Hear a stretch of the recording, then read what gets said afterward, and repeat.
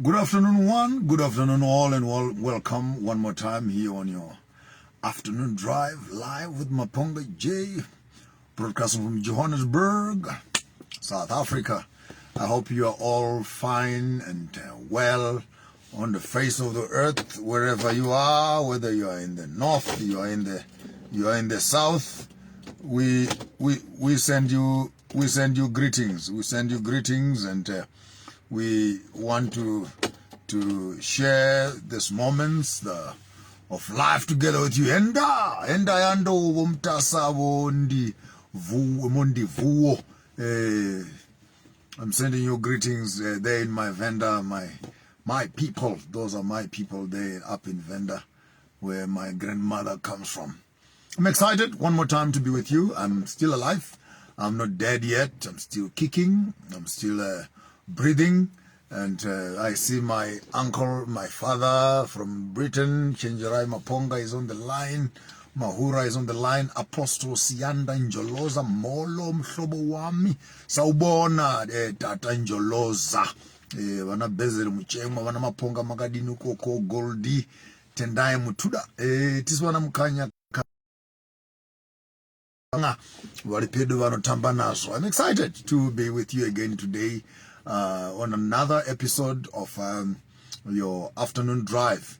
Constantly on this channel, we pushing the boundaries of thinking, allowing new narratives to take place. Many people may not fully comprehend or understand or appreciate the world from where I'm coming from and what I'm trying to achieve through these conversations that we have started on our social media space. I've seen a few comments in inboxes and etc. Some people saying they are missing me as a preacher, Maponga J, the pastor, come back to church, come back home, come back to the Adventist church, and all that patronizing kind of speech where people just are groupies who think that there is comfort in numbers, not discomfort in thinking. And at the end of the day, people get very worried when you seem like you are not thinking like how they are thinking. And for this afternoon, I want us to look at a very important element. We saw, as I mentioned the other week, the bending down of a big tree, the setting down of the sun in the south under the Angoni tribes, the passing on of King Goodwill Zwelithini, and some people felt we don't have to celebrate, we don't have to send commentary. Immediately after I put my comment out on my condolences to the royal house of Echwayo, Dinuzulu, Mageva, Upejano Pumeskwini, some people felt that was ill thought because they feel we don't have to celebrate another king because he's not one of us. But purely on the basis of being an African, I think whenever any one of the royalties pass away, we all have lost a king, so to speak. We all have lost one of us. Even if he was not a king, the fact that he is a human being, one with us, we sat on this position of influence, we all needed to show some amount of respect for that. And I did that purely with that understanding, and bearing in mind also that over and above the Zulu monarchy, which we see getting established in the late 17th, 18th century through Shaka here in South Africa, in the plains of KwaZulu, the great Ezimbagwe kingdom had been doing trade with the Chinese, the Phoenicians, and the Portuguese people as early as the 11th, 12th, 13th century. And the great kingdom of Mwenemutapa, which is the Zimbabwe kingdom, though it is underplayed in the south, you would find that we have the Mwenemutapa kingdom in the south, with the biggest of the strongholds being in Zimbabwe. arguments are still taking place between the Afrikaners and the Zimbabweans as to which one is older, whether it is Maponga that gives birth to Zimbabwe, or it is Zimbabwe that gives birth to Maponga. That argument leaves itself in the hands of those that write history. But Zimbabwe being the biggest and the most eloquent of them, with more than 200, I thought there were 170 something, I only discovered the other day, with more than 260 something pyramids and ruins around the southern hemisphere. I'm not saying history has no friend. So when you study history, you need to put your emotions aside and discuss history for pure reasons of understanding the truthfulness of history. So in the south, the great Mwenemutapa kingdom, as early as the 11th, 9th, 10th century, then we need to appreciate their presence in the south as a reality, with ruins stretching over from Mwenemutapa tribes in Tete, the lower basins of Tanganyika and Zambia, the upper side of the Zambezi River, into the other lower sides of Angola, parts of Namibia, Botswana, Domboshava, and move over into southern part of Zimbabwe, the Kami ruins, move into the southern parts of Africa, Mapunguge, move over into Gazankule and etc., and begin to understand that the Mwenemutapa kingdom, though in the terms of our history with our political boundaries, now South Africa, Namibia, Zimbabwe, Botswana and etc., which are actually an institution of the Berlin Conference, which is the Congo Conference. We need to understand that before the Berlin Conference was instituted, here we are as Africans, the biggest and most influential monarch and kingdom that we had in the south, and I'm not mixing my words, is the great Mwenemutapa kingdom. And that's a fact. The Tswanas, the Zulus, the Xhosas, the Pedis, the Vendas, the Shanganis, the Bembas, the Karangas, the Korekores, the Nanambias. We cannot run away from our history that is written in stone, for that is the basis of the kingdoms of the south. And how civilization, colonization, and the great Bantu migrations later on manifest themselves into creating a narrative of African history. But in its authenticity, the greatest kingdom in the south is the Mwenemutapa kingdom, which happens to be, of course, sorry for playing my own. Some people say, hey, Maponga, you like blowing your own trumpet. You like blowing your own horn. Actually, in real life, I play trumpet, so I can play my own horn. I can blow my own trumpet. This is not a secret. Go back and do your research.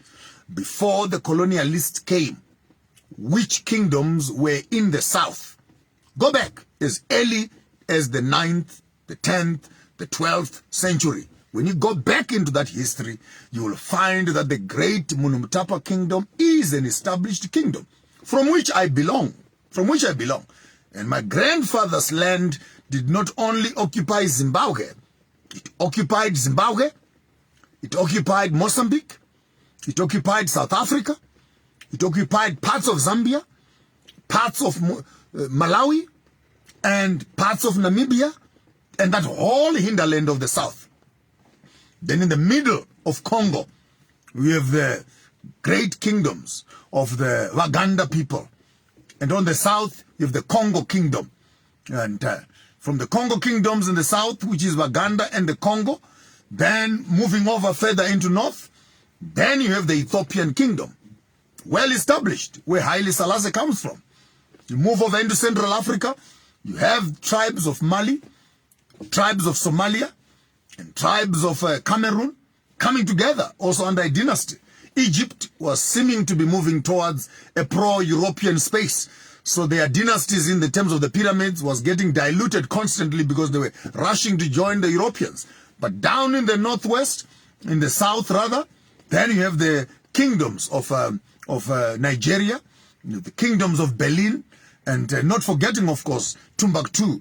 And these are the 5 major kingdoms that you'd find, which is the Great Zimbabwe, the Congo Kingdom, and the kingdoms of Ethiopia, and the kingdoms of Nigeria, of course, not forgetting Giza in the north. So, pre-colonialism, you need to understand that I am Mwenemutapa himself in the south. And as early even as your biblical history has it, we had King Solomon's mines here, both in Zimbabwe and in the south, which were being administered in terms of digging out and sending out gold both to the Middle East and to the Far East region.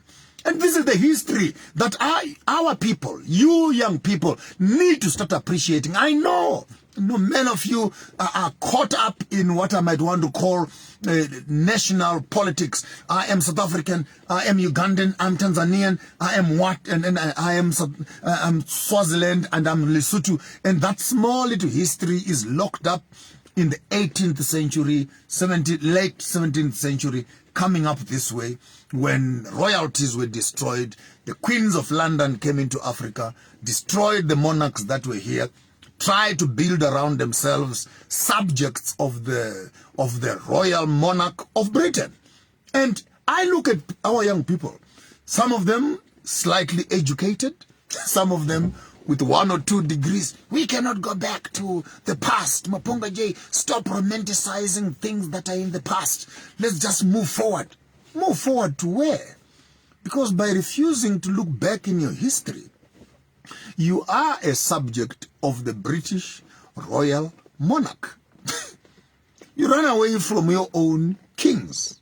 You end up in the hands of a British queen and king. Put it between your heads and start thinking like an African. Your constitution is British. Your judges are British. Your police are British. Your army is British. They salute, they march, they do everything, they lift up flags, they blow horns, they do whatever. The whole protocol of your security is based on British statutes. And then you don't want to be ruled, you don't want to be managed, you don't want to be governed by an African. You'd rather be governed by a democratic system, which is a prostitute of the Roman Dutch law, which is sleeping with the queen herself. As long as we have judges and police and armies that are running on Africa, all these principles are being managed by the British Royal House of Britain. So you must make a decision by yourselves as Africans. And don't have to take out your anger on me. I am not the problem. I'm not the problem. Your history is the problem. The information is your problem. Because you have come up to accept the Freemasonry, the cultic rituals of the British and the European monarchs to govern you as Africans, and then you undermine, you despise your own history because you think that a colonial history is superior because it frees you from your own kings. It frees you from your own history. It frees you from your tradition. It frees you from your diaries and timetable and calendar. And in the midst of colonization and seeming democratization and academic proliferation, you feel like your own history is subject, it is subservient, it is inferior to colonial history. So you walk around in schools, you go to study about queens and princesses, you learn about fairy tales, you learn about poetry of the British and etc., poetry of the French and etc., the art and etc. of Michelangelo's and Van Gogh's, and you come back from school, you're seemingly educated, and African stuff is primitive.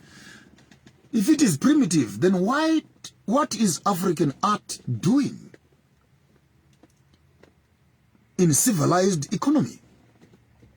What is African literature doing in civilized economies?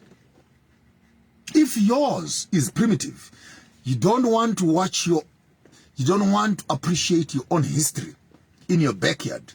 I lived in London for more than 4 or 5 years. I lived there.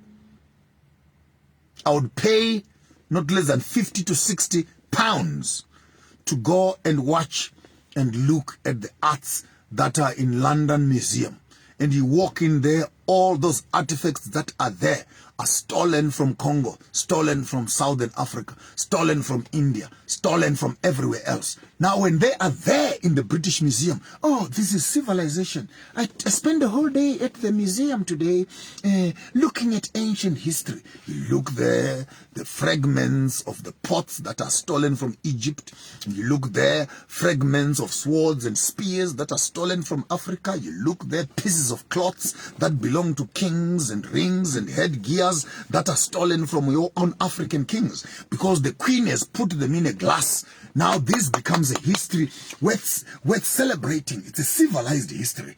But your own backyard history that looks you in the eye, it's primitive.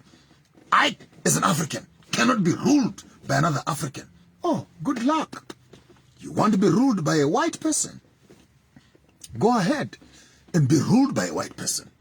And Western economies have always built their standards on robbing Africans and putting illegitimate surrogate government political leaders to manage their products so that constantly they can be harvesting and destroying African culture, African spirituality, African fashion, African food, and everything else. And stupid, educated Africans are the biggest problem that we're dealing with right now, especially those with 1 or 2 degrees, a master's degree and a doctorate over there, because they don't want to tamper with the system. Don't disturb the system. Maponga J, we cannot look at the back. Let's move forward. To where? Where are we moving to? Let's move to the West. If we were Roman Dutch, then give all of us passports to become Dutch citizens. If we are British, then give all of us passports, permits, and visas to become British citizens. No. The British can come to Africa with no visa. But you cannot go to London. You need a visa. And the visa will not cost you less than $3,000, plus a bank statement, plus a history of who you are and etc. So that you can, but your country is being run by the same monarch and your government is a subject of the royal monarch. I don't understand you, my African brothers and sisters, as to what sort of drugs have you taken to insult your mother and praise your neighbor's mother. How do we begin to deal as Africans with the truthfulness and honesty of our history so that we make decisions that can buy the future with our history? Our governments are illegitimate. Our education system is illegitimate. How do you teach children to go and count how many legs does a grasshopper have? How many, what is the sex of a mosquito? And after you have your degree in your back, you must come and look for employment. This education is totally disconnected from African life. Because here we are on the continent. Education must speak to how do we dig for gold? Because we have it. How do we clean water? Because we have it. How do we make furniture? Because we have the wood. How do we breed fish? Because we have the dams. How do we make fashion? Because we have the skills. By the time we graduate in our schools, we need to walk out of our schools not with pieces of paper that are seeking employment, but we walk away with skills that can convert indigenous knowledge systems into business. Right now you're watching me, some of you, you're busy admiring, oh, that's a beautiful head. I made this myself. I made it myself. Yes, with my hands, I made it myself. Now, if if I should give you the skills on how to make it for yourselves, why can't we create an industry and factories that produce these basic things and make it commercial? I'm not saying African spirituality can be commercialized, but for what it is worth, someone can make money out of the art forms to make a living. It costs me less than $400 or $500 to make a hat. Even if right now I can say I'm selling this hat for $1,000, you are prepared to pay for it. So why not convert our genius, cultural knowledge, information into economics and packaging and marketing, and then present ourselves to the world so that we can begin to realize the benefit of our knowledge system. By refusing to harvest your own indigenous knowledge, you are automatically subjecting yourselves to colonial culture, colonial education, colonial medicine, colonial fashion, colonial entertainment, and as long as your minds are locked up, that solutions are coming from the West, you are a perpetual slave. You are a perpetual surrogate child. You are a perpetual servant of the colonial system that you hate. And you promote it by your finances, by rejecting and downplaying your own cultural knowledge systems. How do I help my African brothers to begin to think in a progressive way? Just by resisting colonial stuff and embracing yourselves as Africans, we will begin to suffocate the budget of the colonialist.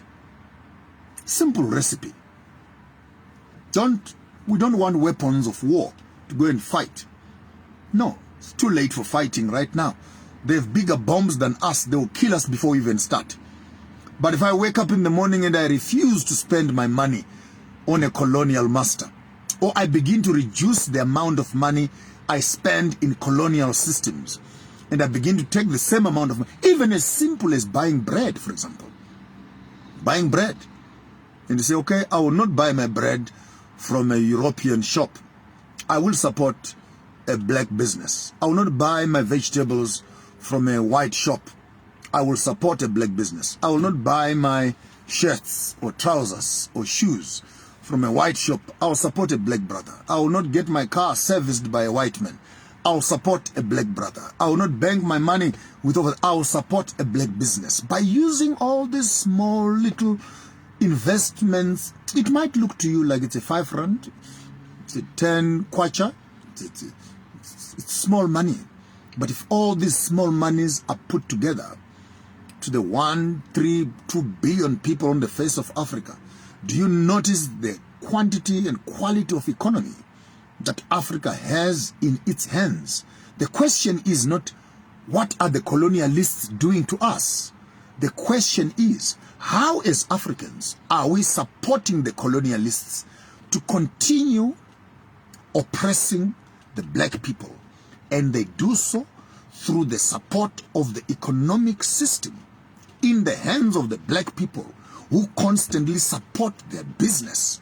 And with money, you can make decisions. So there you are. You'd rather take your money and give it to the colonialists, and they are the Mapongas sitting on the internet here, talking to you on Facebook, making lots of noise, lots of useless noise.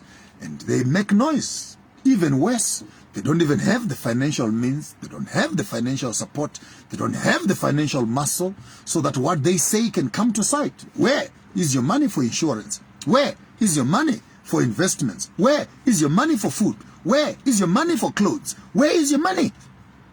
Your money is with colonial institutions. And yet you want change. There will be no change in Africa until we begin to speak and talk about economic sanctions on the colonialists. How do we as Africans begin to implore sanctions on colonial businesses, on Eurocentric capital monopoly? How do we throttle the neck of colonial businesses It's simply by boycotting those businesses and beginning to invest in our own businesses. So I'm not saying let's stop. Let's create a parallel system. Banking, parallel system. Internet, parallel system. Car manufacturing, parallel system. Cell phone manufacturing, parallel system. Fashion, parallel system. Medicine, vaccines, parallel system. Fashion, parallel system. Without necessarily making noise on the colonialists, we slowly in each country begin to put our critical financial mass into our indigenous businesses.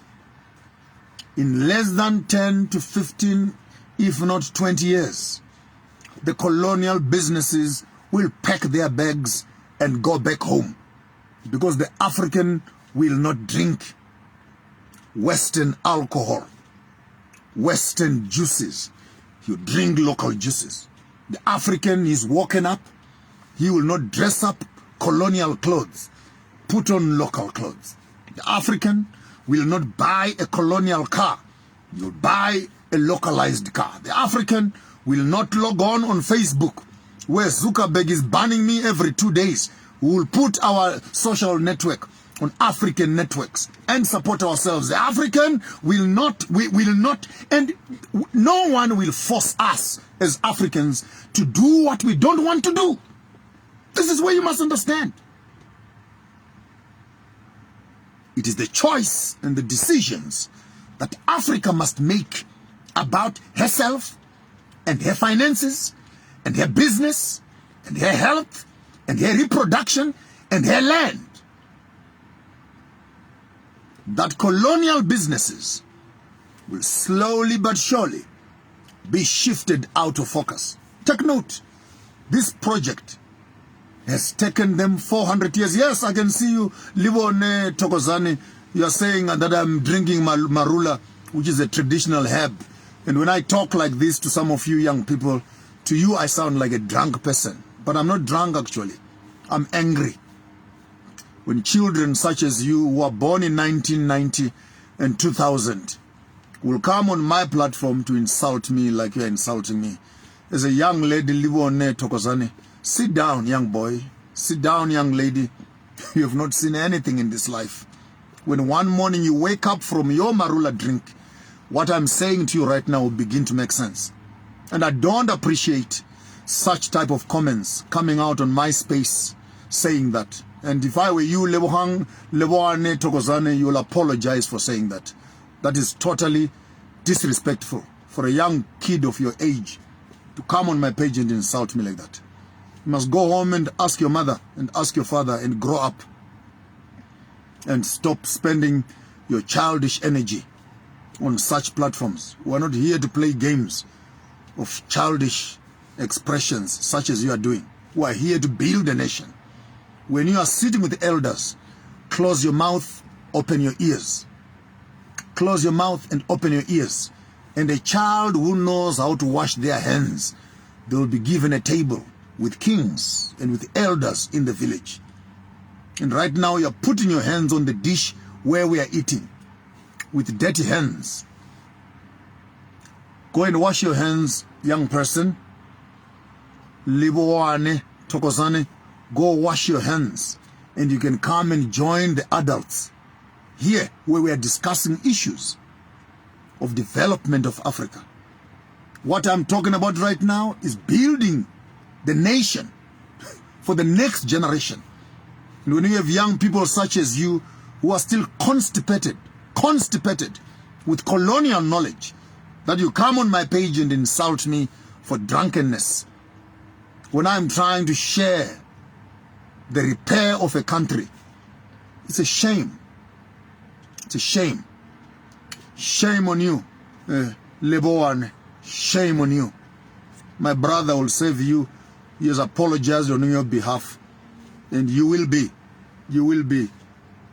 forgiven for that. But as Africans, how do we begin to have a conversation and convert and change, maneuver and manipulate the narrative that is sitting on us.